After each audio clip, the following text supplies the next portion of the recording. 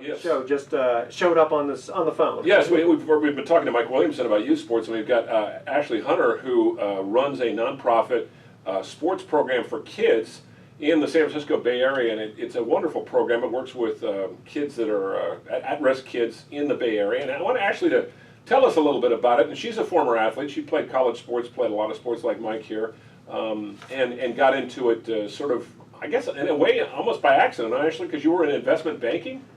I was, yeah. Good morning. Thank you so much for having me. I did come out to San Francisco to do investment banking back in '98 from the first bubble.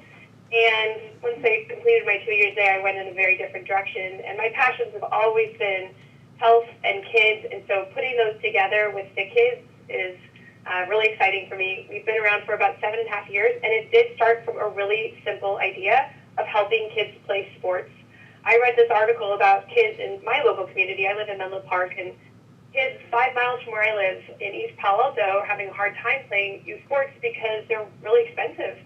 And I thought I can do something about this. It's just such an important part of every kid's healthy development to be involved in sports and physical activity that I really think I can do something here.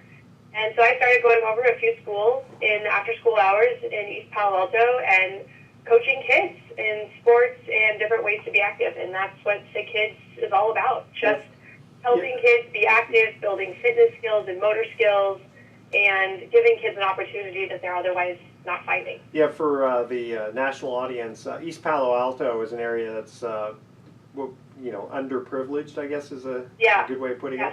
Okay. And interestingly enough, our other guest here, we usually don't have two guests on, but it worked out pretty well because we're talking about youth sports. Mike Williamson, you're actually doing a sports equipment drive, aren't you? Yeah, about every couple of years. I round up a bunch of sports equipment and give it to organizations like yours. Okay, yeah, we'll have to get you two hooked up there. Yeah. Now the name of the organization, Ashley, is Fit Kids? Yes, Fit Kids. And you've got some professional athletes that are helping out. Ronnie Lott, former 49er, is one of the folks, and I think you've hooked up with some other people as well. Yeah, we have a great honorary board, and those are people involved in the professional sports world who are willing to lend their name to our website as part of our honorary board. And it's a bunch of people like Ronnie Lott and Joe Staley, who's currently with the Niners, Ted Robinson, Steve Baker, Mindy Bach. So, we've got a bunch of great people involved and endorsing Fit Kids and what we're doing.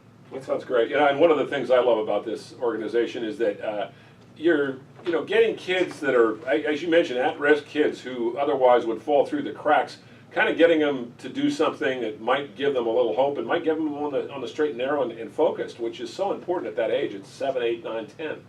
Absolutely. I really think that sports are life-changing for anybody who's involved, not just to get to the professional level, but just playing any kind of youth sports at school or anything. And I think for the kids we're working with at Fit Kids, our program in sports can be life-saving because you're exactly right. It keeps them on the straight and narrow and involved in something really positive and beneficial. And we know that kids who are involved in sports are more likely to graduate high school. They do better in school. They have certain academic standards that they're expected to meet to stay on the team. They have good relationships with their coaches who become positive role models. And just life outcomes are generally better for kids who've been involved in sports.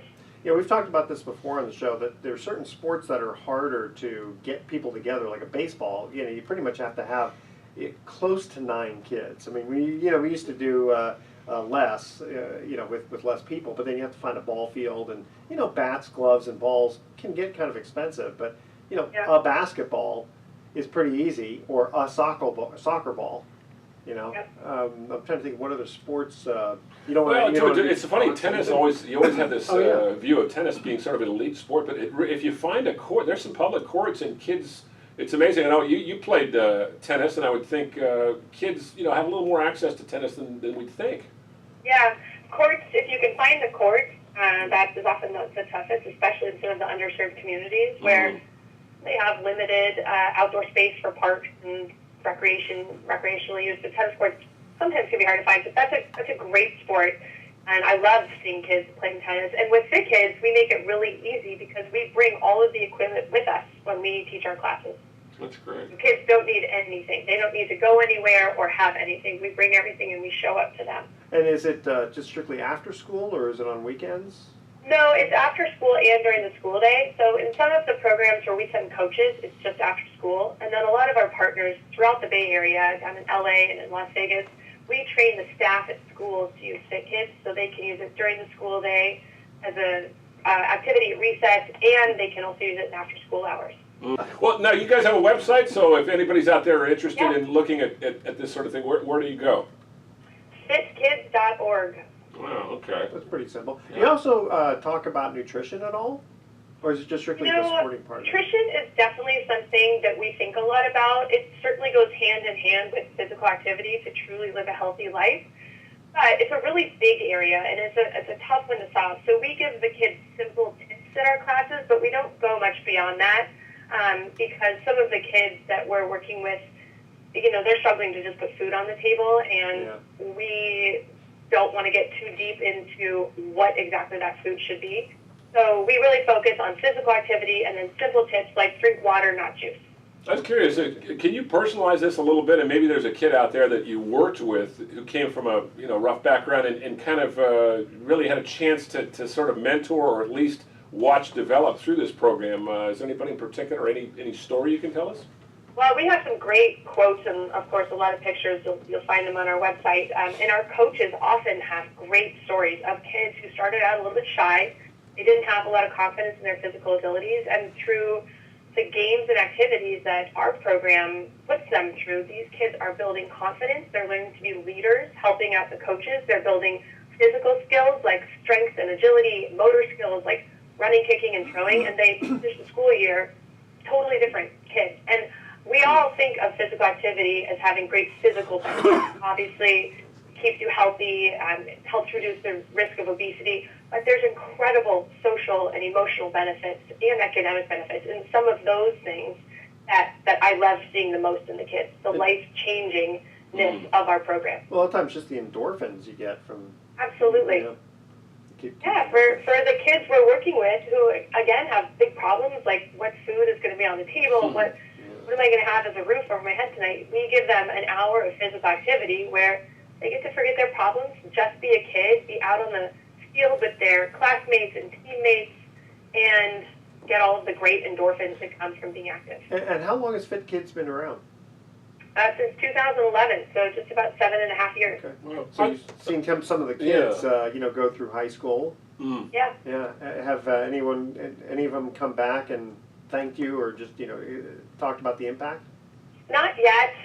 They haven't come to us to thank them, but last fall we were out at one of our sites, and there were some middle school kids who were out running around playing soccer, and the site director at that school said those were all Fit Kids kids. And I loved seeing them out playing sports. That's great. Well, go ahead. Well, you guys both mentioned endorphins, and there's a brain hormone called dopamine that gives that feeling of satisfaction. And sports are great for it because they got to work for it. They got to do it themselves. They got to practice, and they're facing their fears. There's all these life skills they develop. But on the other hand, kids are relying like Facebook. If someone likes their post on Facebook, that gives them a little bump in dopamine. Yeah. Well, it's so much better, isn't it, that they're getting that outlet on the field rather than in front of a screen. I mean, I think that's the key, is to get them active, right, Trace? Right, Ashley? Absolutely. Another really cool thing about sports is it's uniting. It doesn't matter where you're from or what you look like. When you're out on the field together, you're a team, and you're there to support each other. And I love that kind of life lesson about sports too. Yeah. Well, it sounds like you're doing some great things there. Where do you see this going in the future? Are you just going to keep trying to do what you're doing, or are you going to, We're growing and expanding. We are focusing that growth in the Bay Area. There's a lot of need here, so we're excited to continue meeting the need in the Bay Area, which is where we're based. We're also increasing our presence in LA. We got funding last year from the Dodgers for some programs in LA, and we want to grow our presence down there. And then we have some programs in Vegas also funded by United Healthcare. And we're excited to pursue that relationship and provide Fit Kids where their philanthropy is focused. The thing I love about this is it's not political. It's like nobody's going to say this is a bad thing. There's some things you can look at and you go, well, some people might be for it, some people might be against it. I don't know anybody Yeah. would be against Well, this. here, I'll tell you, there's a movie out of East Bay called From Ghost Town to Havana, about a coach who basically took some kids off the street and put them in their backyard and put a Babe Ruth team together and joined the league, and he saved their lives. I mean, literally saved their lives. But a lot of the gangsters rebelled against that because they wanted these kids, took these kids out of their pockets. Yeah. So Yeah. just to throw. Well, they don't count when I say nobody would be against it. Okay. Well, Yeah. they did when they're shooting at your kids. Well, that's true. It's the same thing. It's like when some of these kids, underprivileged ones, want to go for a college education, and these other people want to just keep them down. Yeah. It's along the same lines. Well, Ashley, thank you so much for joining us on this segment of Sports Having Econ me. 101. Yeah. Well, so again, why don't you give out the website one more time? It's fitkids.org. All right, you ready? Here's our thoughts for the day. When one door When one door of happiness closes, another opens. But often we look so long at the closed door that we do not see the one that has been opened for us. You know who said that? No. Helen Keller. Oh. Isn't that amazing? Yeah. And when you talk, you are only repeating what you already know. But if you listen, you may learn something new. Wait, what was that? I wasn't listening. All right, tune in next week to Sports Econ 101. We're going to be discussing sports topics from a business perspective. We'll also be asking more sports trivia questions. Thanks for listening. On behalf of our team, I'm your host, Edward Brown. We'll see you next week. Good night, America. So long. Good, that's it, guys. We're good.